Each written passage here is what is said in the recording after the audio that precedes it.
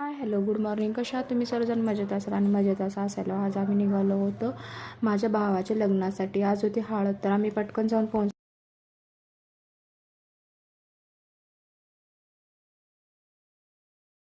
लग्नाची इकडे पूर्ण तयारी झाली होती. संगीत चालू होते इकडे आणि पाहुणे पण यायला सुरुवात झाली होती. आम्ही पटापट तयार झालो आणि इकडे नरसिंह देवाचं जागृत देवस्थान आहे. पटकन जाऊन दर्शन वगैरे घेतलं.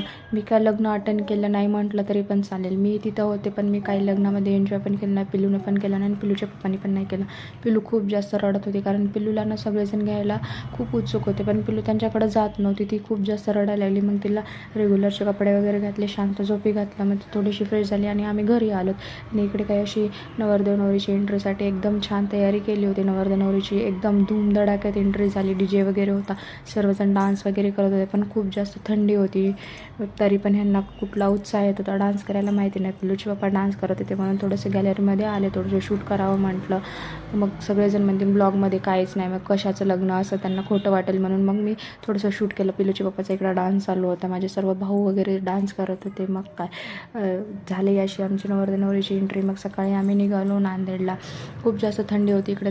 दादू म्हणजे माझा छोटा भाऊ आहे, त्याने एकदम असं पॅक करून बसला होता. त्याला खूप जास्त थंडी वाजत होती आणि पिल्लू तिच्या पप्पाजवळ होते. आम्ही फायनली नांदेडमध्ये आलो. तुम्हाला माझा ब्लॉग कसा वाटला नक्की कमेंट करून सांगा.